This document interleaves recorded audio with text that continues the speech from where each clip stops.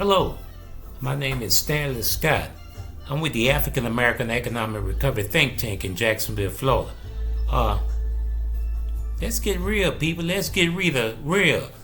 Hey, if you take a little time out and just think about what I'm about to share with my people. Because we have a leadership problem. Yes, and it has been going on since the end of civil rights. Yes, and we still have quite a few of our people think that somebody holding us back. Well, now if you're talking about business, there's always competition. I've been through that. I know what it looked like. It's not somebody is telling me. Yes. It's I have been in the business world. I have been in the family world. I have been in the community. I've been in civil rights. And the reason why I'm reaching out to my people right now, because we've been miseducated. Yeah, we have been miseducated. We have been miseducated by people that look like us. And some of it is self-inflicted. And I'm not talking about when you're a child. I'm not talking about a child. I'm not even talking about the 18-year-old person. What I'm talking about, when you become 18, you have to put them childish things down, people. Let me say it again. You have to put those childish things down. And let's go with your leadership too. I'm not talking about just the regular people, because in my world, my civic engaged world that I operate in, I don't see my people. Now I'm in Jacksonville, Florida. Let me say it again. I'm in Jacksonville, Florida. In the metro, there's about, probably more than that, but I'm gonna say 300,000 African in America in Jacksonville, Florida. Let me say that again, cause I'm kind of slow. I'm one of them Gullah Geechees, through South Carolina down to Florida. So people, hear me out. That's all I'm asking for. Think about this now. There's about 300,000 African people in Northeast Florida. Well, yeah, I'm gonna say, because that's most of Jacksonville, Northeast Florida. 300,000. And we only have 2 citizens advocating for our rights and opportunities. Now there's some African Americans out here, or African people, black people, whatever you want, want to call yourself.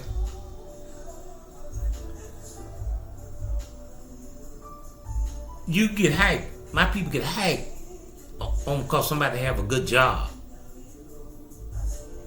They get hyped on African people because they have a good job. They might be department head. Yes, managers, and some CEOs. They run government institutes, or entities, government entities. Sorry about that, government entities. That's cool. We have a few African Americans, very few African Americans, are business people. Now there's it's quite a few African Americans who think they in business, and they think because they may have a business license or LLC or something, they ain't business, but they don't have no business. They don't have no business. I see the numbers. That's the world I'm in. The world I'm in deal with economics, the numbers. Yeah, let me put that on the table. In my world, the world that I operate in the public, in the public world that I operate in, I deal with economic, the budget. Yeah, city budget, state budget, federal budget. It's very important that my people understand.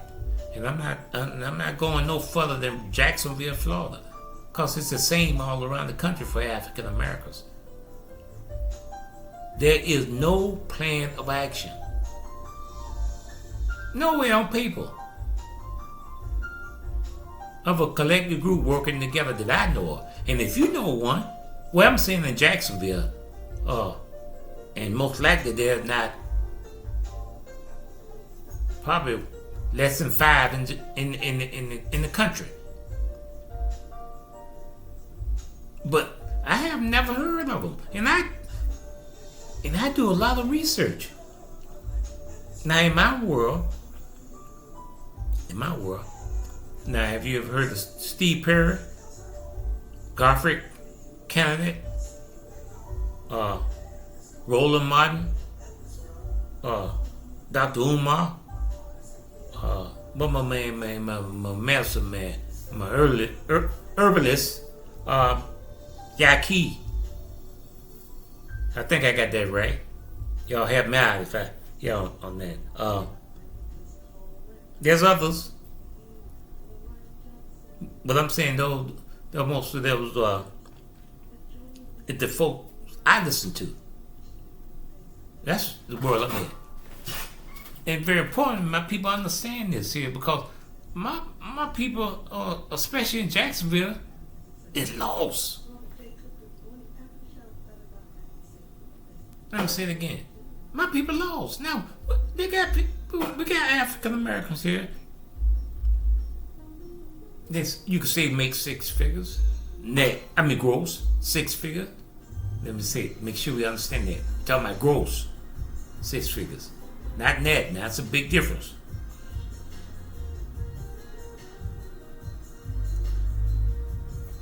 But we not making an impact, and I'm not talking about money. What I'm talking about impact and what we need to do for ourselves. Now I respect Elijah Muhammad and what he said, do for self. In a capitalist system, it's not perfect. Let's put that on the table. Nothing really in this country is perfect, but it's things you can do, especially since post-civil rights, that we can do, and we're not doing it, people. We're not doing it. So I'm trying to understand here. What is it? You can't say it's racism. Racism is still a problem. Yes. It's more covert. Yes. And I understand there's racism, more classism when we're talking about the Democratic Party. Yeah. That classism more than anything when it comes to them. Now when it comes to the Republican Party, right? It's that white supremacists. It ain't something I come up with. It is what it is. I mean, numerous articles out there, so you don't have to be nothing I say. What I'm saying, I'm just trying to get my people to focus. We need to focus, and we need to have a demand. Frederick Douglass.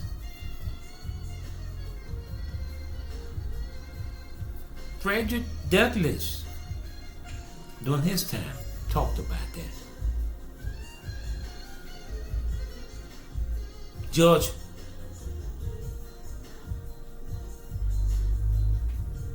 Washington Carver talked about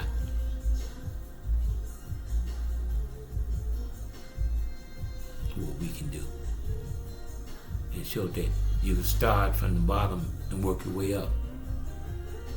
George Washington Carver, by working together, showing the system Right. He created numerous systems. It wasn't just about no peanuts. Over 100. I mean, look it up, people. Look it up. But my main point this time of reaching out to my people is my focus is leadership. Because my people don't understand what leadership is. I'm talking about there's different types of leadership, but I'm talking about the civic leadership. And then when we talk about the other leaderships out there, we are not making no impact. We are not making an impact in our own community. Now I'm not talking about the United States, I'm talking about right in our own community. Not the country, I'm talking about in our own community, we are not making an impact. We fail to organize. Right. I'm talking about the activists out here, the activists that we have in our community fail to organize with a plan, with deadlines. It's a combination of things. It's not just one or two things, people. I don't care who you are. It's not just one or two things. It's a combination of things that have to come together. And it starts with leadership. Now you got individual leadership and you got collective. I'm talking about collective leadership. Collective leadership, with at least three or more people come together, put a plan together, work the plan. And it don't have to be, it could be 1 year, 5 years, 10 years, 20 years, really. Depends on what kind of plan it is and what it's all about. Well, we know this a fact. We know this, that working a plan, organized plan, with a group of people, you can achieve. The first time I was introduced to that was by Napoleon Hill, over 20 years ago, by Napoleon Hill, in his book. The first one, The Law of Success. A lot of people hear about Think and Grow Rich, but the first one is The Law of Success.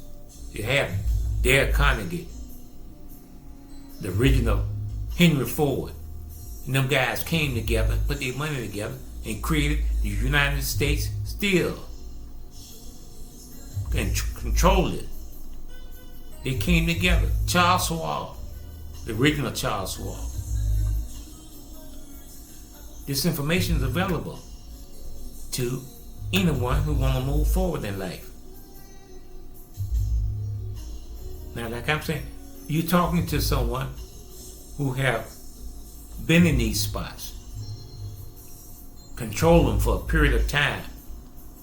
I'm here to share this information with the African American community. I'm here to share this information with the African American community.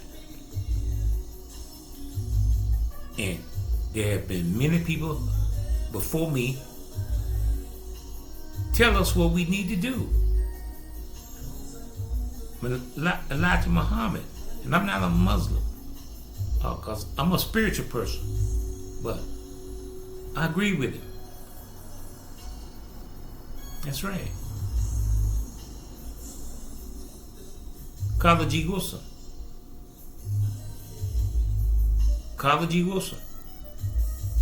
What did he say, talked about? The miseducation. All this got to do with leadership. Leaders. Right, because that's very important, people. It's the leaders.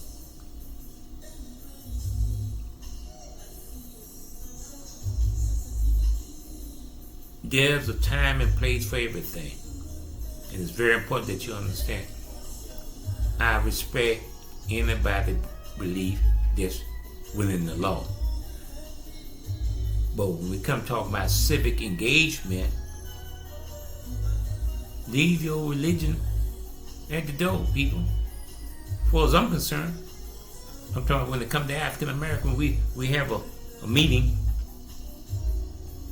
That's the first thing we want to do is pray. And then we want to pray and talk about religion during the meeting. No, people. There's a time and place for everything. So when it comes to in Jacksonville, Florida, there is no leadership in Jacksonville, Florida for African American. Let me say it again. There is no leadership for African Americans in Jacksonville.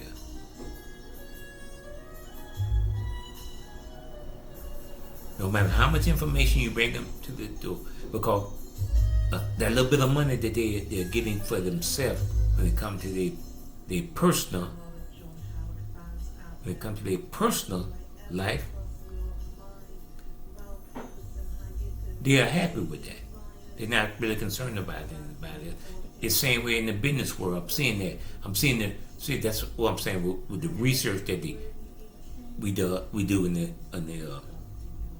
with the think tank, the African American Economic Recovery think tank. We look at all this information, and you don't have to be a major player now to get the information because of technology. You don't need but 2 or 3, 4 people. See, in our little group, people come and look at the trend, talk about the trend and what's taking place. The main issue with African Americans today is leadership. There is no leaders in Jacksonville, Florida. African American leaders. Yes. Now, if you want to, like I say, I'm not dealing with that faith-based.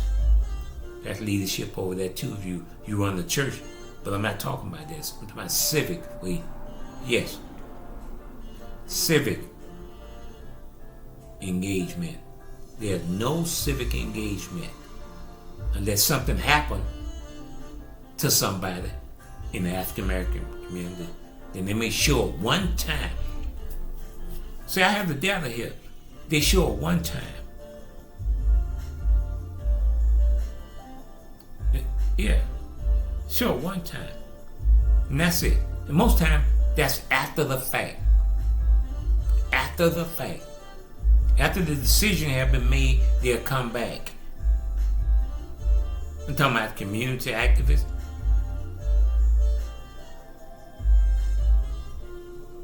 Wow. What's going on? So I'm just reaching out. Much love, because I love to talk to my people. I'm just asking. Reach out to me and let me know what's up, what I'm missing. I mean, help me out. I'm asking for your help because we got a leadership problem. Once we deal with that leadership problem, I'm gonna say 85% of things that happen in our world will be solved. 80% of it, I believe that.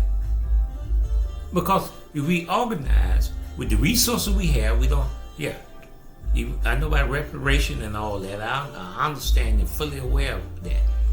But we still have to deal with what's in front of us. 2. Now, there's other things we can do. We can do more than 1 or 2 things. Absolutely. But we have to have one primary thing here, is to make sure that we manage the resource that we have, what we control. And if we control just that, it will make an impact. Now, if anybody knows something better, please reach out and let me know. I'm talking about if you're African in America and you have something better going on, reach out. Because I'm not talking about no entertainers, right? No movie stars. I'm not talking about entertainment. Well, I'm talking about quality of life. The quality of life of African American is low because of African American leadership. Period. These days and time. Let me say it again. I'm talking about these days and time. Now, I know about history. I know about the history. I know the blood, sweat, and tears of my people. But when it comes to these days and time, the number one problem with the African American community is leadership. Trust me on that. Now, if you know something better, feel free to reach out. Once again, my name is Stanley Scott. I'm with the African American Economic Recovery Think Tank. Send out much love and respect to my people. Thank you.